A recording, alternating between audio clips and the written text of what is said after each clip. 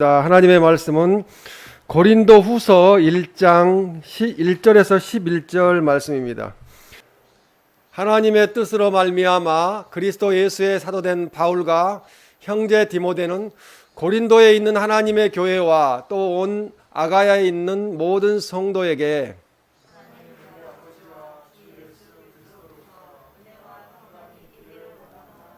찬송하리로다. 그는 우리 주 예수 그리스도의 하나님이시요 자비의 아버지시요 모든 위로의 하나님이시며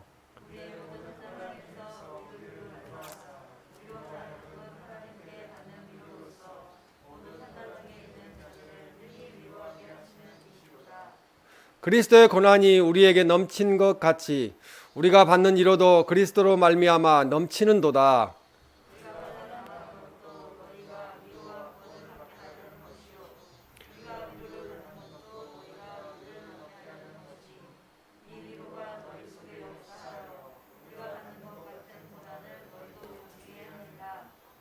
너희를 위한 우리의 소망이 견고함은 너희가 고난에 참여하는 자가 된 것 같이 이로에도 그러할 줄을 압니다.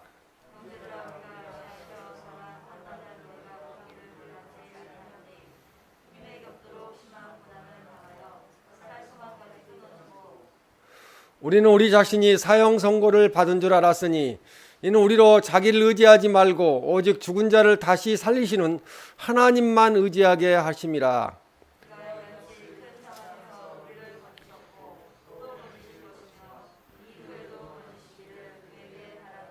다 같이 읽겠습니다. 너희도 우리를 위하여 간구함으로 도우라. 이는 우리가 많은 사람의 기도로 얻은 은사로 말미암아 많은 사람이 우리를 위하여 감사하게 하려 함이라. 아멘. 환난보다 더 큰 위로라는 제목으로 하나님의 말씀을 전하겠습니다. 이 영국 런던의 한 신문 편집자가 국회의원과 대학 교수 그리고 사업가, 지식층 또 작가들을 상대로 이 100명을 대상으로 해서 설문조사를 했습니다. 이 설문조사 내용은 만일 당신이 3년간 밀폐된 생활을 한다면 꼭 지니고 갈 3권의 책이 무슨 책인가 또 그 이유는 무엇인가를 질문했습니다. 그 결과 응답자의 98%가 첫 번째 책으로 성경 말씀을 선택을 했습니다. 그러나 그들 중 소수 사람들만이 신앙인이었습니다. 기독교인이었습니다.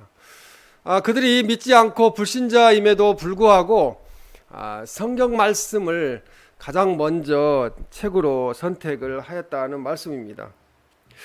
그들은 한결같이 내가 하나님 안 믿지만 성경 말씀을 선택했던 이유가 이렇다고 말을 했습니다.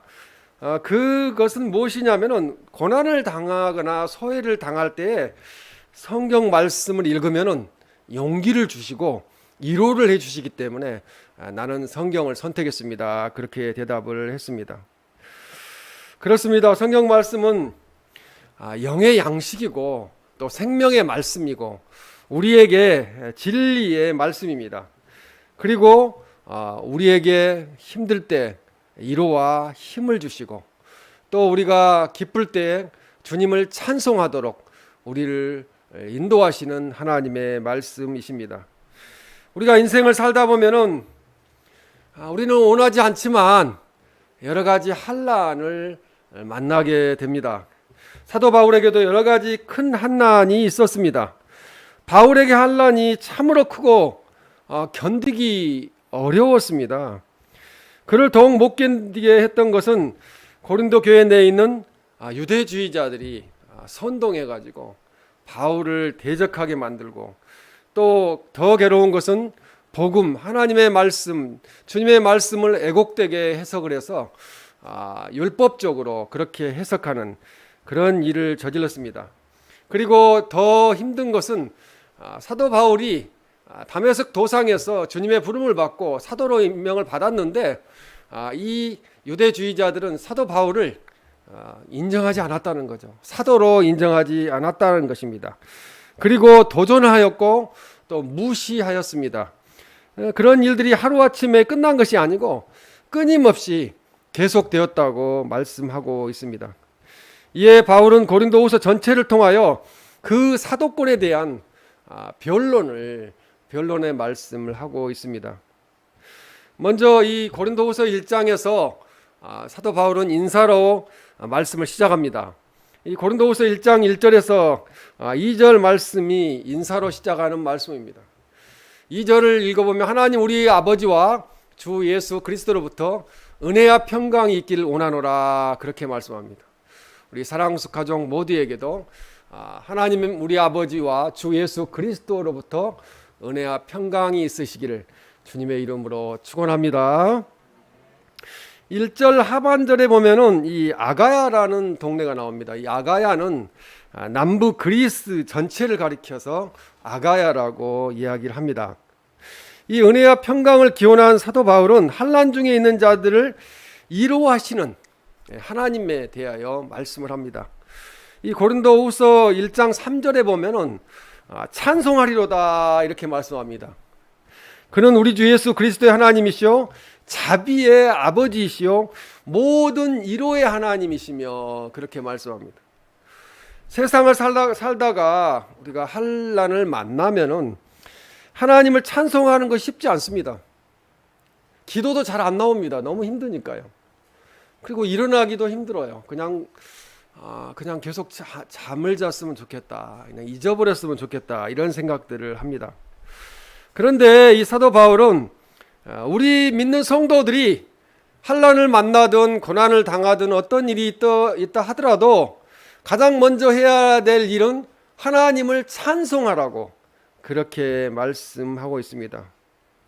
환난 때문에 힘들어서 기도도 찬송도 나오지 않지만 우리가 하나님을 찬송하면은 또 기도를 드리면은 하나님께서 새 힘을 우리에게 능력을 부여하여 주시고 우리를 크게 위로하여 주십니다.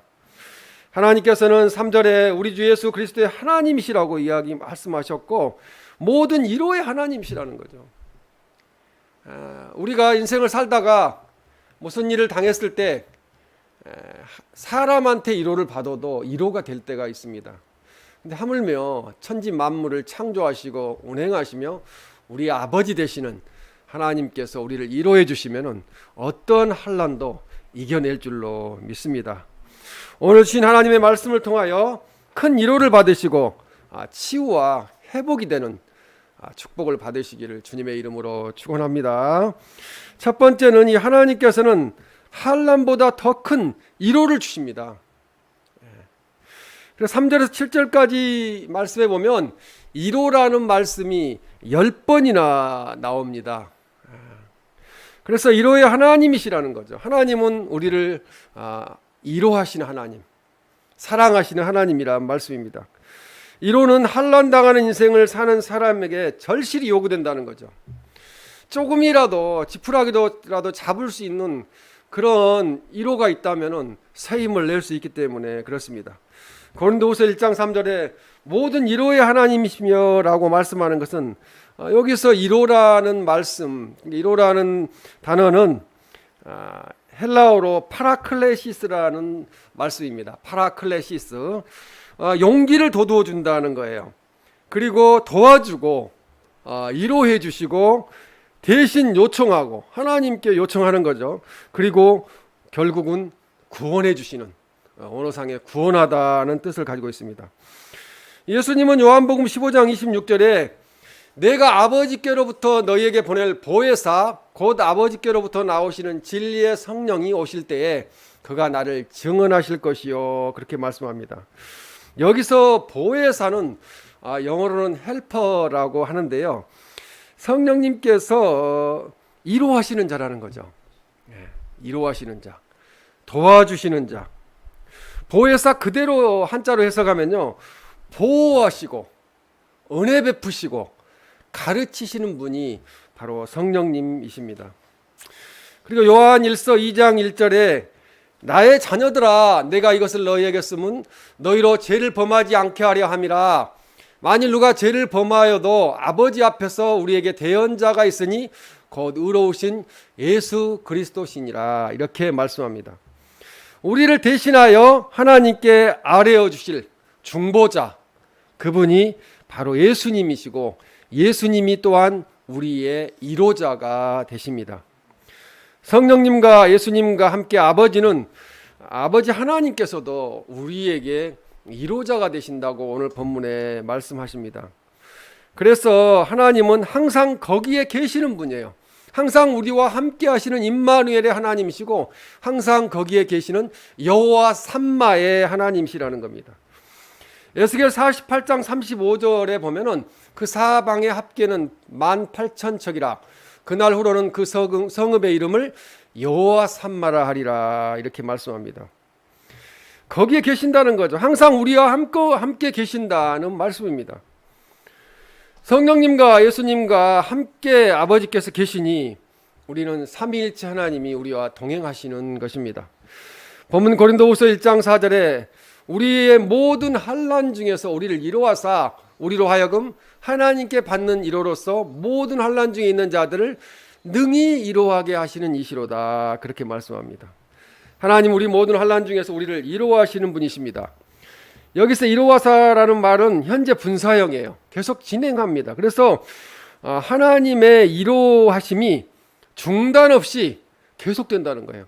오늘만 이로해 주시고 끝나는 게 아니고 내일 모레 계속 미래 10년 20년 하나님 나라 가는 그날까지 우리를 이로해 주시는 하나님이시란 말씀입니다. 그래서 그러므로 우리가 환난 중에 빠져서 고통하며 극심하며 헤어나지 못할 것이 아니라 그러한 가운데서도 하나님이 나와 함께 하시고 이로하시는 하나님이시라는 것. 그렇기 때문에 하나님을 찬송하고 하나님 앞에 기도하는 삶을 살아야 되고요. 또 우리가 위로를 받은 것 같이 믿지 아니하는 사람들 고통받을 때 하나님의 말씀으로 위로해 주고 또 우리 성도님들끼리도 하나님의 말씀으로 위로해 줘서 새 힘을 얻을 수 있도록 그렇게 해야 된다는 말씀입니다. 고린도후서 1장 5절에 보면 그리스도의 고난이 우리에게 넘친 것 같이 우리가 받는 위로도 그리스도로 말미암아 넘치는도다 그렇게 말씀합니다. 예수님께서는 십자가에 못 박혀 죽으셨습니다. 우리를 위로하시는 그리스도의 고난을 당하셨습니다. 그 고난이 아주 큰 고난이 있었습니다. 그래서 5절에 그리스도의 고난이 우리에게 넘친다고 말씀합니다. 예수님께서 당하신 고난, 그 고난이 주님의 백성들도 거기에 동참하게 만드셨습니다. 그래서 우리가 그리스도와 함께 십자가에 못 박혔나니 이렇게 말씀하는 것입니다. 그래서 우리는 예수님과 하나 된 상태, 예수님은 참 포도나무시고 우리는 가지이기 때문에 하나 된 상태에서 살고 있습니다. 골로새서 1장 24절 말씀에 보면 나는 이제 너희를 위하여 받는 괴로움을 기뻐하고 그리스도의 남은 고난을 그의 몸된 교회를 위하여 내 육체에 채우노라 그렇게 말씀합니다. 이렇게 예수님 그리스도를 위하여 고난과 환난을 겪는 사람은 하나님의 더 큰 위로가 충만하게 내려진다는 말씀입니다. 또한 로마서 8장 17절에 사도 바울은 자녀이면 또한 상속자 곧 하나님의 상속자요 그리스도와 함께한 상속자니 우리가 그와 함께 영광을 받기 위하여 고난도 함께 받아야 할 것이니라 그렇게 말씀합니다. 이것은 우리가 예수님을 믿다가 받는 고난은 장차 우리에게 임할 영광을 바라볼 때 큰 위로가 된다는 거죠. 환난보다 이 나중에 천국에서 살게 되는 그 큰 위로가 우리에게 더 크다고 말씀하고 있습니다. 그렇기 때문에 우리가 이 세상의 삶이 계속 환난의 연속이지만 우리가 그 환난을 견디고 참을 수 있다는 말씀입니다. 고린도후서 1장 6절에 우리가 환난 당한 것도 너희가 위로와 구원을 받게 하려는 것이요 우리가 위로를 받는 것도 너희가 위로를 받게 하려는 것이니 이 위로가 너희 속에 역사하여 우리가 받는 것 같은 고난을 너희도 견디게 하느니라 그렇게 말씀합니다. 하나님의 크신 위로는 우리로 하여금 환난을 견디게 한다는 거죠. 힘든 일이 있을 때 하나님 말씀을 읽으면 거기에 위로의 말씀이 있어요. 그 말씀을 붙들고 새 힘을 내게 됩니다. 고통을 당해본 사람만이 고통받는 사람을 위로할 수가 있습니다. 상대방 입장을 이해하지 못하면 그 사람을 위로할 수가 없는 거죠. 오히려 말을 잘못 꺼냈다가 상처를 줄 수도 있습니다. 히브리서 2장 18절에 그가 시험을 받아 고난을 당하셨은즉 시험 받는 자들을 능히 도우시느니라 이렇게 말씀합니다. 예수님이 시험을 받아 고난을 당하셨기 때문에 시험 받는 사람들을 주님이 도와주신다는 말씀입니다. 신앙생활을 잘하는 사람에게도 때로는 애매한 고난이 임하는 경우가 있습니다. 이는 또한 애매히 환난 당하는 성도들을 위로하기 위한 것입니다. 그래서 자기가 이 환난을 당해 보면은 그때를 잊지 못하는 거죠. 그래서 상대방이 그런 일을 똑같이 당했을 때 그 상대방을 위로할 수 있는 그런 마음을 주신다는 말씀입니다. 성도는 이 세상에서 환난을 당하는 동시에 하나님으로부터 더 큰 위로를 얻게 됩니다. 환난이 없는 하나님의 위로는 찾아볼 수 없기 때문에 위로를 해주시는 것이 환난 가운데서 위로가 되기 때문에 그렇습니다. 예수님 믿는 이유 때문에 우리가 지금 환난을 당하고 있다면 낙심하지 마시기 바랍니다. 소망을 잃지 마시기 바랍니다. 환난 때문에 살 소망이 끊어진 성도는 환난보다 더 큰 하나님의 위로를 이 땅에서도 받고 영원토록 받게 될 것입니다. 우리 모두 예수님 그리스도의 고난에 참여함으로 하나님께서 더 큰 위로와 은혜를 내려주시기를 주님의 이름으로 축원합니다. 두 번째는 환난을 통하여 전적으로 하나님께 의뢰하게 하십니다. 환난이 없으면은 하나님을 전적으로 의지하지 않습니다. 그러나 환난을 통해서 우리가 얼마나 연약한 존재인가를 깨닫게 됩니다. 바울은 많은 은사를 받았고 귀한 체험을 많이 한 하나님의 택한 종으로서 여러 가지 환난을 수없이 당했다는 것입니다. 계속되는 환난 속에 살다가 하나님 나라로 갔습니다. 바울이 당한 환난은 예수님의 복음을 전하다가 당한 것이었습니다. 자기 일을 위해서 당한 것이 아니고 주님을 위해서 헌신하는데도 계속 환난이 다가왔다는 말씀입니다. 그는 예수님의 복음을 증거하다가 매 맞고 옥에 갇히기도 하였습니다. 그래서 고린도후서 11장 23절에서 27절에 보면 그들이 그리스도의 일꾼이냐 정신없는 말을 하거니와 나는 더욱 그러하도다.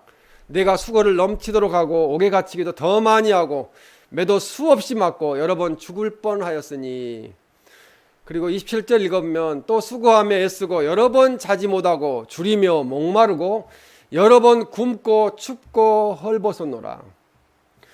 23절에서 27절까지 계속되는 위험과 고난을 환난을 당했습니다. 우리 현 시대를 살고 있는 우리는 주님의 복음을 전하면서 이런 고난을 환난을 받는 사람은 거의 없다고 봐야 되겠죠.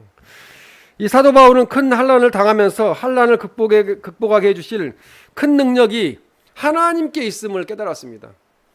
이 일은 하나님께로부터 주어졌고 하나님께서 해결하실 것이다. 그래서 전적으로 하나님을 의뢰하는 믿음을 가지게 되었습니다. 고린도후서 4장 7절에서 10절 말씀에 보면 우리가 이 보배를 질그리스에 가졌으니 이는 심히 큰 능력은 하나님께 있고 우리에게 있지 아니함을 알게 하려 함이라 이렇게 말씀합니다. 우리가 사방으로 오겨쌈을 당하여도 쌓이지 아니하며 답답한 일을 당하여도 낙심하지 아니하며 박해를 받아도 버림받지 아니하며 거꾸러뜨림을 당하여도 망하지 아니하고 우리가 항상 예수의 죽음을 몸에 짊어짐은 예수의 생명이 또한 우리 몸에서 나타나게 하려 함이라 이렇게 고백합니다. 고린도후서 12장 10절에도 그러므로 내가 그리스도를 위하여 약한 것들과 능욕과 궁핍과 박해와 곤고를 기뻐하노니 이는 내가 약한 그때의 강함이라 그렇게 말씀합니다. 약한 것을 오히려 강함으로 표현을 하고 내가 약할 때 하나님이 강하게 역사하신다는 것, 도와주신다고 말씀합니다.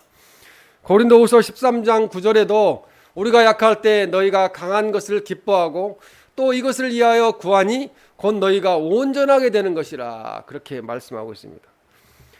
우리가 우리의 약함을 인정하고 깨닫고 주님께 맡기면은 하나님께 의뢰를 드리면은 하나님께서 하신다는 거죠. 이 의뢰하다는 말은 굳게 믿고 의지하다는 뜻이에요. 의뢰하다, 굳게 믿고 의지하다. 하나님께서 강한 믿음으로 환난을 이기게 하시고 온전한 하나님의 자녀로 성장하게 하신다는 것입니다. 그래서 내가 지금 믿음이 부족하다 생각이 들면은 우리에게 앞으로 믿음을 성장시키는 환난이 있다는 거예요. 그러니까 항상 깨어 있고 지금 현재 믿음을 굳건하게 지키고 있어야지, 하나님을 의뢰하는 굳건한 믿음을 가져야지 우리 앞에 큰 환난이 줄어든다고 우리가 봐야 되겠습니다. 이러한 모든 체험은 바울로 하여금 철저히 하나님만을 의지하게 해 주었습니다. 계속 체험하면서 하나님을 만나는 거죠. 하나님께서는 우리가 자신의 은사나 자신의 능력, 자신의 체험 혹은 자신의 영적인 통찰력이 아니라 하나님을 굳게 믿고 의지하는, 하나님을 의뢰하는 믿음을 갖기를 원하십니다. 저도 신앙의 체험이 많지만 체험이 소용이 없더라고요. 계속 환난이 시작돼서 계속되면은 과거에 그것이 물론 도움은 되지만 그것이 현재를 일을 극복하는데 크게 능력을 발휘하지는 못한다고 느끼게 됩니다. 하나님만이 그 능력자로서 그 문제를 해결하여 주실 수 있기 때문에 그렇습니다. 고린도후서 오늘 1장 9절에 우리는 우리 자신이 사형 선고를 받은 줄 알았으니 이는 우리로 자기를 의지하지 말고 오직 죽은 자를 다시 살리시는 하나님만 의지하게 하려 하심이라, 그렇게 말씀합니다. 사형 선고 받은 줄 알 정도로 고통스러웠다는 거죠. 환난이 너무 컸다는 거죠. 그런데 거기서 깨달은 것은 오직 죽은 자를 다시 살리시는 하나님만 의지하게 하시는 거구나, 내가 하나님만 의지하라고 이렇게 하시는 거구나 하는 것을 깨달았다는 말씀입니다.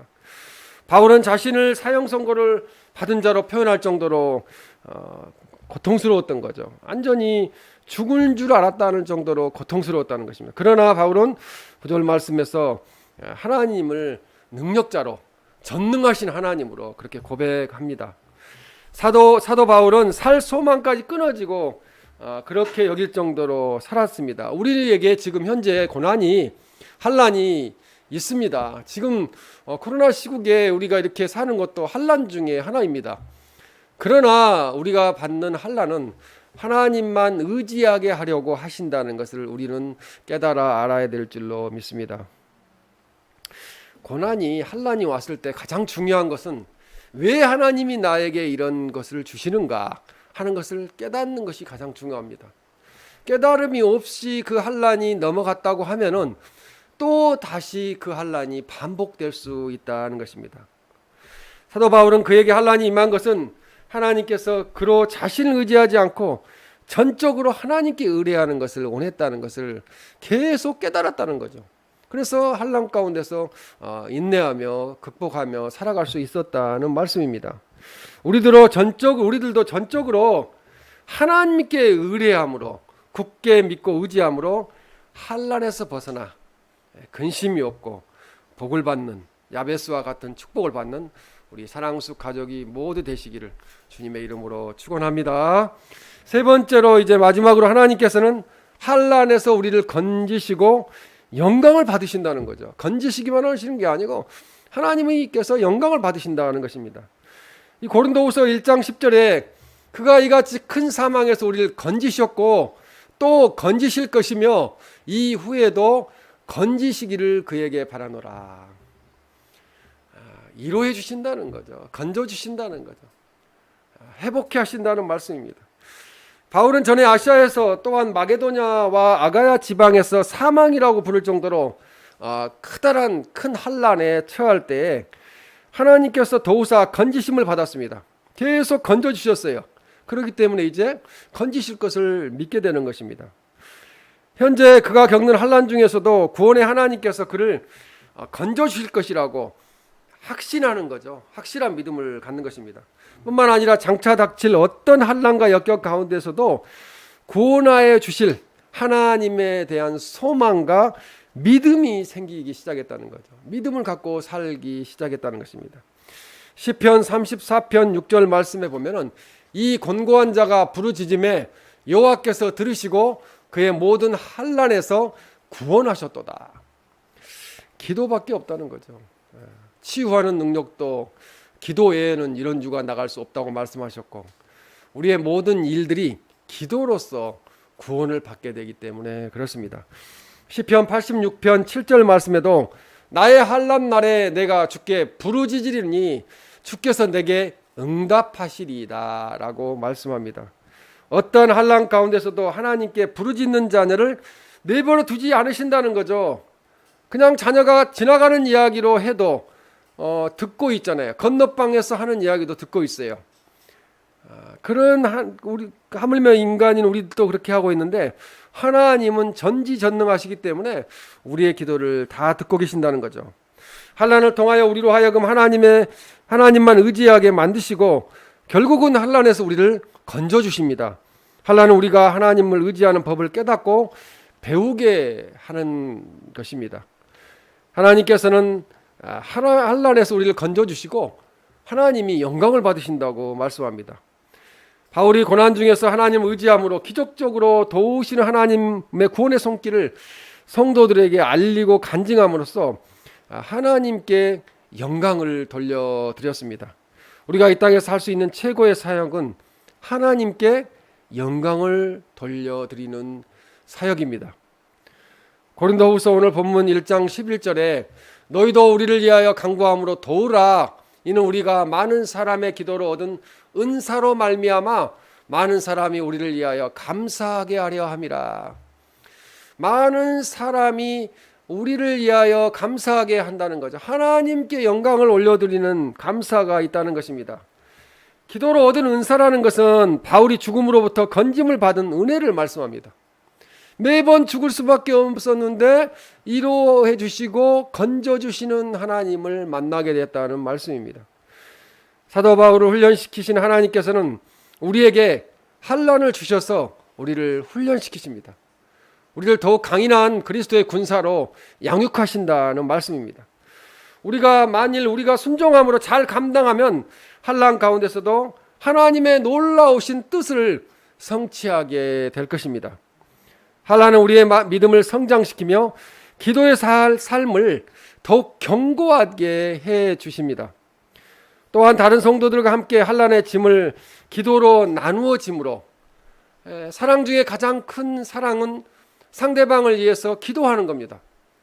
기도는 영원토록 하나님 앞에 상달되기 때문에 그렇습니다. 그래서 다른 성도들을 위해서 기도하는 것을 나누는 것은 성도 간에 서로 사랑하는 거고요. 더욱 긴밀한 관계를 예수님 안에서 누리게 되는 것입니다. 이렇게 환난을 하나님께 영광을 돌리는 데 사용이 됩니다. 그래서 우리가 합력하여 선을 이루는 우리가 되기를 주님의 이름으로 축원합니다. 이 바울은 그의 환난 가운데 그 환난의 원인을 제공한 고린도 교인들에게 기도를 부탁하는 거예요. 교인들이 본인을 힘들게 했는데 그 교인들에게 기도를 부탁합니다. 이것은 바울의 고린도 교인들을 사랑하고 용납하는 마음이라는 거죠. 고린도 교인들의 기도로 바울이 환난에서 벗어나게 될 때 이것으로 인하여 바울을 염려하고 이해하는 사람뿐 아니라 이제까지 자기를 반대하고 무시하고 해하고자 했던 사람들을 통해서도 그들이 다시 깨닫고 돌이킴으로 감사가 넘치게 하는 그런 것을 원한다는 것입니다. 하나님은 모든 환난 중에서 우리를 위로하시는 하나님이십니다. 환난은 우리로 하여금 하나님의 더 큰 은혜를 얻게 합니다. 그러므로 낙심하거나 우리가 절망하지 말고 우리들을 위로해 하나님께 기도하시기를 바랍니다. 우리에게 환난이 있다면 하나님이 나를 믿음 강한 사람으로 양육하시는구나. 또 환난 이후에 나에게 크신 위로를 주셔서 더 잘되는 복을 주실 줄 믿으시기를 바랍니다. 그리고 또한 우리 중에 환난 당하는 성도를 위하여 기도로 도와주시기 바랍니다. 모든 성도에게 위로를 주시는 하나님께서 우리의 삶의 환난보다 더 큰 위로와 감사가 넘치는 축복을 내려주시기를 주님의 이름으로 축원합니다. 아멘.